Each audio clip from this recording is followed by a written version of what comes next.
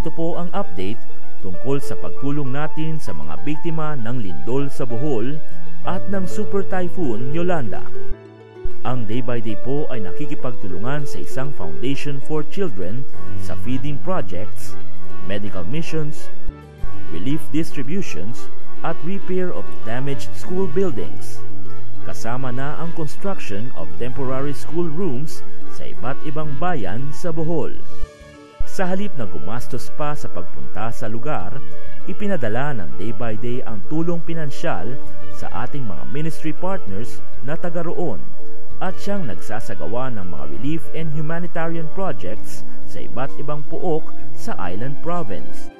Samantala, ang Day by Day po ay tumutulong sa mga nasalanta ng Super Typhoon Yolanda sa pamamagitan ng mga sumusunod na gawain.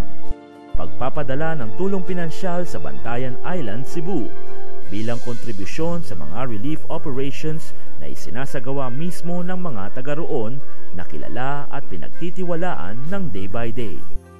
Pag-refer sa ilang kaibigan ng Day by Day na magsagawa ng soup kitchens at iba pang feeding programs sa Bantayan Island. Pagmumungkahi sa Day by Day followers sa Facebook na tumulong sa iba't ibang lugar sa Visayas. Ito ay pinakinggan ng marami at nagbunga ng relief operations sa mga hindi pa napapansing mga lugar.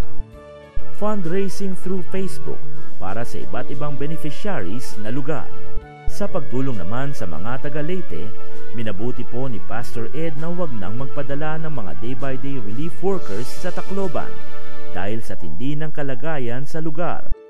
At ang ating workers ay walang sapat na kasanayang maglingkod sa ganitong uri ng kapaligiran.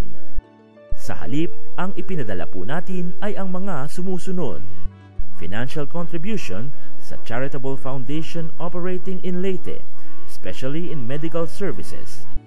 Ang foundation ay itinatag at pinamamahalaan ng mga civil-minded people of the province na mga kilala, pinagtitiwalaan at kaibigan ng Day by Day. Relief goods, especially food, water, medicines, and clothing na dinala natin sa iba't ibang collection centers sa Metro Manila. Kasama ng iba pang mga relief goods ay agara namang isinugod sa Leyte sa pamamagitan ng private planes, trucks at mga barkong roro. Volunteer workers na tumulong mag-repack ng mga relief goods sa mga collection centers dito sa Metro Manila. Di man tayo dumayo sa Leyte, tayo naman po ay nagandang tumanggap sa mga biktima ng bagyo na inilikas ng pamahalaan sakay ng mga C-130 planes at inilipad patungo sa Metro Manila. Sunod-sunod ng mga C-130s ang lumapag sa Villamor Air Base, lulan ang daang-daang refugees. Isinugo ni Pastor Ed ang Lugaw Patrol, Day by Day Cares at Prayer and Counseling Ministries upang sumalubong sa mga inilikas. Ang mga bagong dating ay pinakain ng hot meals. Binigyan ng personal relief goods kasama na ang hygiene packs. Inalo, kinausap, binigyan ng counseling at ipinanalangin. Sa ngayon po ay naghahanap ang Day by Day ng mga tahanang bukas para tumanggap sa ilang mga refugees na walang kilala sa Metro Manila.